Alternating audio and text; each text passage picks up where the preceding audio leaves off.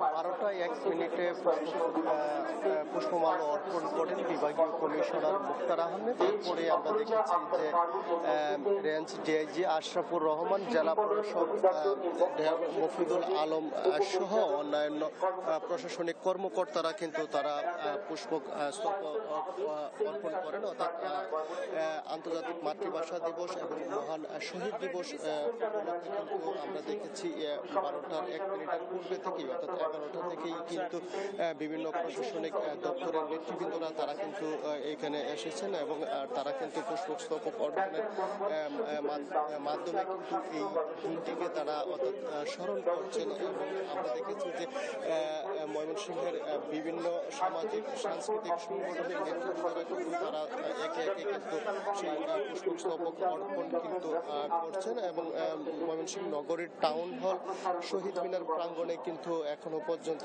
কিছুক্ষণ আগেই কিন্তু আমরা দেখেছি বৈষম্য বিরোধী ছাত্র আন্দোলনের নেতৃবৃন্দ যারা রয়েছেন তারা কিন্তু সেই পুষ্প শ্রদ্ধা জ্ঞাপন করেছেন এবং ঘোষণা মঞ্চ থেকে প্রত্যেকের নাম কিন্তু একে একে ঘোষণা করা হচ্ছে। তারপরেই কিন্তু তারা শ্রদ্ধা নিবেদন শেষে অর্থাৎ টাউন হল শহীদ মিনার প্রাঙ্গণে কিন্তু ডান দিকে প্রবেশ করে একে একে পুষ্পস্তবক অর্পণ শেষে তারা কিন্তু প্রত্যেকেই কিন্তু বাম দিকে বের হয়ে যাচ্ছেন। অর্থাৎ খুবই সুশৃঙ্খলভাবে সেই অনুষ্ঠানটি কিন্তু পরিচালনা করা হচ্ছে এবং এখন কিন্তু ময়মনসিংহ প্রেস ক্লাবের উদ্যোগে কিন্তু সাংবাদিক নেতৃবৃন্দরা কিন্তু শহীদ বেদিতে কিন্তু তারা এসেছেন এবং তারা কিন্তু সেই পুষ্পস্তবক অর্পণ কিন্তু করবেন। অর্থাৎ তারা কিন্তু এখানে এসেছেন। আমরা ময়মনসিংহ প্রেস ক্লাবের সাধারণ সম্পাদক সাইফুল ইসলাম রয়েছেন। সাইফুল ইসলাম, জানতে চাই আজকের দিনটাকে আপনি কিভাবে স্মরণ করছেন?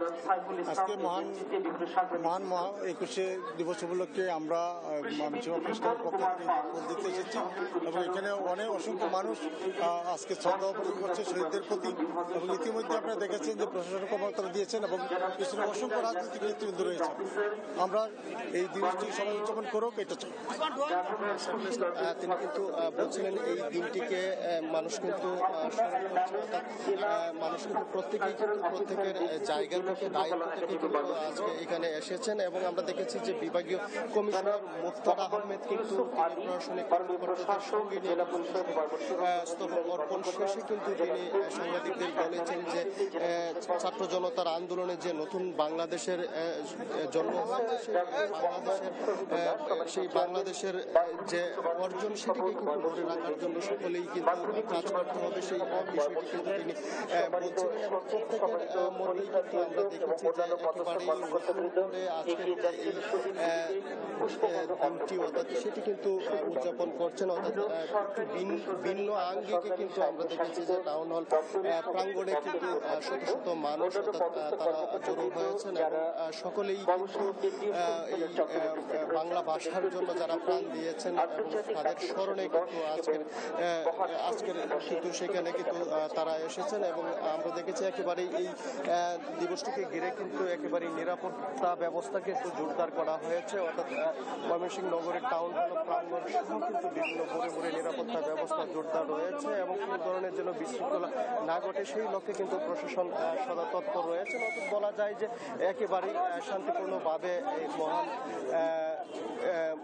আন্তর্জাতিক মাতৃভাষা দিবস এবং মহান শহীদ দিবস কিন্তু পালিত হচ্ছে। এই ছিল আমার কাছে ময়মনসিংহ থেকে। আমরা এই বিষয়ে চলে যাব বগুড়ায়, সেখান থেকে যুক্ত হবেন আমাদের সহকর্মী সঞ্জুরা।